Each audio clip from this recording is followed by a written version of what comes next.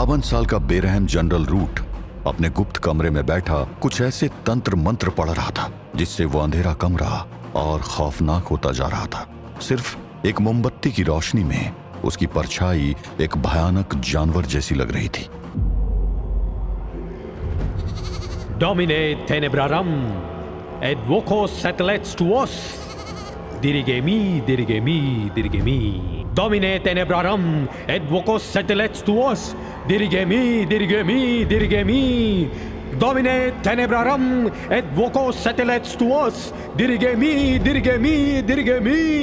I summon you, Prince of Darkness. In your name, I offer you blood. In your name, I offer flesh. In your name, I offer life. In your name, I become death. Hello, my child. Prince of Darkness. क्यों बुलाया मुझे? वो यही है Prince of Darkness. India में कौन? Dracula. Room में आई अचानक 10 फीट की उस परछाई की वजह से जनरल रूट का खासा बड़ा शरीर अब छोटे प्यादे जैसे लगने लगा। इस परछाई की लाल आंखें, गहरे नुकीले सींग और काली चील जैसी भयानक पंख उसे और बड़ा और भयानक बना रहे थे। फाइनली, बहुत सालों से तलाश थी मुझे उसकी। कहाँ है वो? एग्जैक्ट लोकेशन नहीं पता है प्रिंस, मुझे चर्च से पता चला। तो ढूंढो उसे। उसे अपने हाथों से मारना चाहता हूं मैं। 400 सालों से उसकी तलाश है मुझे। उसका रक्त चखने को मेरी जुबान तड़प रही है। उसकी आंखों में वो डर देखना है मुझे। मुझसे धोखा किया है उसने, प्रिंस ऑफ डार्कनेस से, लूसीफर से। उसकी मौत को एक एग्जाम्पल बनाऊंगा मैं। जाओ, ढूंढो उसे, ढूंढो और मेरे कदमों में ले आओ जिंदा। जी प्रिंस। जनरल डगलस रूट, अगर तुम उसे ढूंढ लाए तो मैं अपनी हुकूमत में तुम्हें अपना सेनापति बनाऊंगा। तुम्हें वो दूंगा जिसकी तुम्हें तलाश है। I will make you immortal. लेकिन अगर तुम असफल हुए तो तुम्हारा भी वही हश्र होगा जो तुमसे पहले वालों का हुआ। मत बोलना कि मैं कौन हूं। I am Lucifer, Prince of Darkness, Ruler of Hell. मैं फेल नहीं होऊंगा प्रिंस। मैं ड्रैकुला को लाऊंगा। वो इंडिया के किसी भी कोने में छुपा हो। I'll catch him and offer at your feet. Church इस बात से अनजान था कि जिस डगलस रूट को वो अपना वफादार सार्जेंट समझते थे, वो उस शैतान के इशारे पर काम कर रहा था जिसने ड्रैकुला को ड्रैकुला बनाया था। उधर इन सबसे अनजान ड्रैकुला डूंगरगढ़ के जंगल में किसी चीज की खोज में तेजी से बढ़ रहा था। घने जंगल में कहीं दूर से आती नगाड़ों की आवाज सुनते हुए ड्रैकुला ने अचानक अपने दौड़ते घोड़े पर लगाम लगाई। उसकी आंखों में एक अजीब सी चमक आ गई थी और वो झटके से अपने घोड़े से उतरा। वो क्या था? लगता है कोई जंगली जानवर आसपास में है। कुछ अजीब सी महक है हवा में। खैर, 2 रातों से भूखे ड्रैकुला के अंदर का ऐवान उस पर हावी हो रहा था। भूख उसकी दरिंदगी को जगा चुकी थी। उसने तेज कदमों से उन नगाड़ों की आवाज की दिशा में भागना शुरू कर दिया। ड्रैकुला जंगल की उस बस्ती की तरफ तेजी से बढ़ता जा रहा था। What the?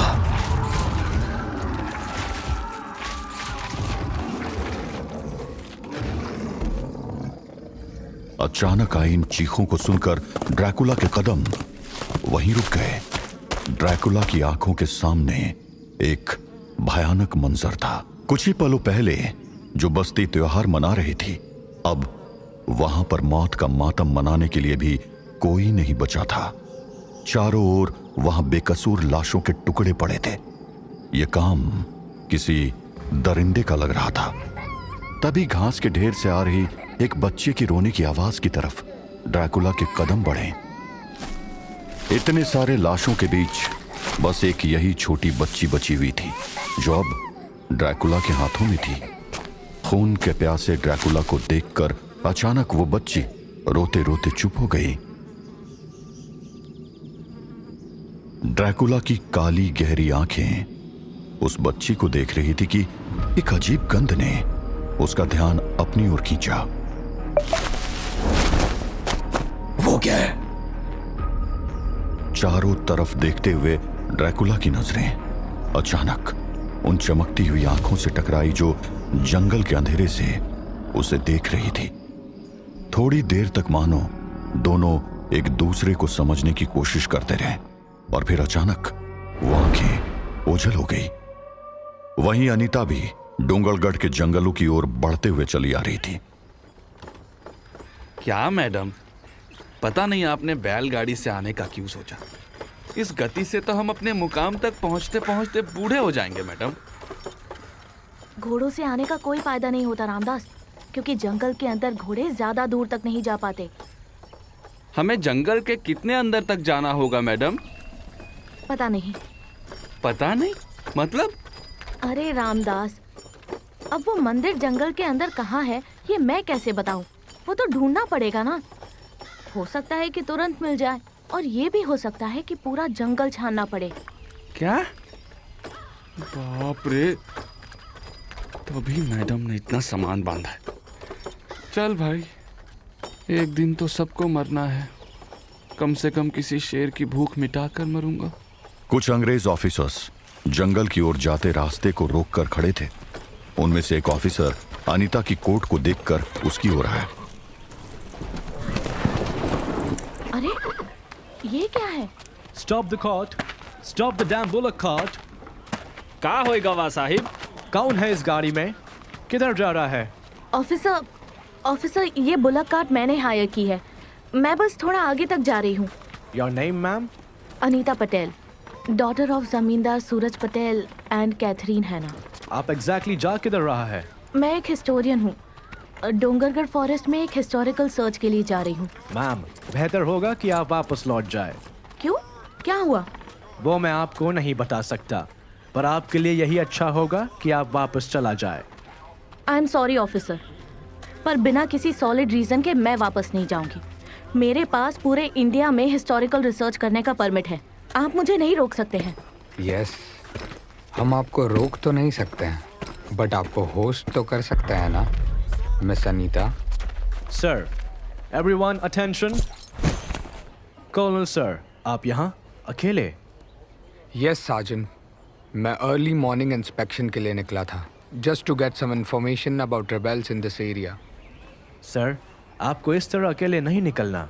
Relax Sajan Walter's, मैं अपना ध्यान रखना जानता हूँ। Anyway, as I was saying, miss Anita, मैं आपको रोकूंगा नहीं, बट मैं चाहूँगा कि आप फ़िलहाल के लिए हमारे फोर्ट पर हमारी गेस्ट बनकर रहें, जब तक कि यहाँ सिचुएशन थोड़ी नॉर्मल नहीं हो जाती। बट यहाँ एग्जैक्टली प्रॉब्लम क्या है कर्नल? कर्नल एंड्रयू समर्स, पर प्लीज़ आप मुझे सिर्फ एंड्रयू बुलाइए। आप जैसी ब्रेव एंड ब्यूटीफुल लड़की से मिलकर मुझे अच्छा लगा miss Anita. Thank you colonel, but आपने अभी तक मुझे ये नहीं बताया कि यहाँ चल क्या रहा है। कुछ खास नहीं, बस कुछ बेवकूफ़ रेबल्स ब्रिटिश एम्पायर को चैलेंज करने की बेवकूफ़ी कर रहे हैं। Once we have them under control, आप अपनी एक्सपेडिशन कंटिन्यू कर सकती हैं। आई डोंट थिंक कि रिबेल्स मेरे काम में कोई दिक्कत करेंगे। आप गलत सोच रही हैं मिस। ये रेबल्स किसी राजा की सेना के जवान नहीं हैं, ये जंगली आदिवासी हैं, पूरे के पूरे जानवर हैं। ये किसी भी गोरे को देखते ही ये पागल हो जाते हैं। इसीलिए आई इंसिस्ट कि आप कुछ दिन हमारे यहाँ बिताइए। ठीक है colonel, I will come with you, but मैं ज़्यादा दिन नहीं रुकूंगी। 3 days max. 3 days is enough. Sajan, we are going back to fort. Miss Anita, आप मेरे साथ घोड़े पर बैठकर आराम से चलिए। Thank you for the offer colonel Andrew, पर मैं कार्ट में ही कंफर्टेबल हूँ। Everybody move. मैडम, आप इनके साथ जाने के लिए क्यों मान गई? मना करने का कोई मतलब नहीं था रामदास, वो वैसे भी मुझे जाने नहीं देते, पर ये लोग कुछ तो छुपा रहे हैं। यहाँ मामला सिर्फ आदिवासी रिबेल्स का नहीं है, खेल कुछ और ही है। इसीलिए आगे बढ़ने से पहले हमें पूरी जानकारी निकालनी होगी। अनीता का शक बेवजह नहीं था। डोंगरगढ़ का जंगल सैकड़ों राज समेटे हुए था और उन्हीं रहस्यों के बीच एक और रहस्य जुड़ चुका था, जिसका नाम था ड्रैकुला। अचानक हवा को चीरते हुए नुकीले स्पेयर्स ड्रैकुला की तरफ तेजी से आए। लगभग सबका निशाना चूक गया, लेकिन एक उसकी बाजू को गहरी खरोच देकर निकला। स्पीयर, बेवकूफ।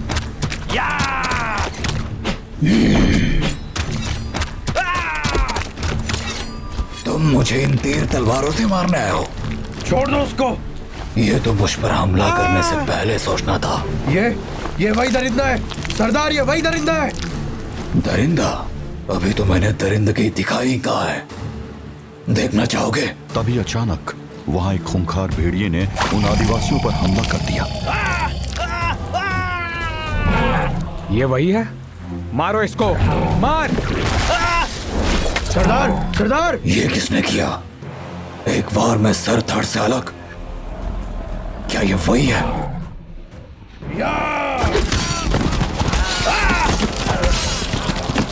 आखिर तुम हो कौन? तुम्हारा ये अंदाज इन लोगों को डरा सकता है, मुझे नहीं।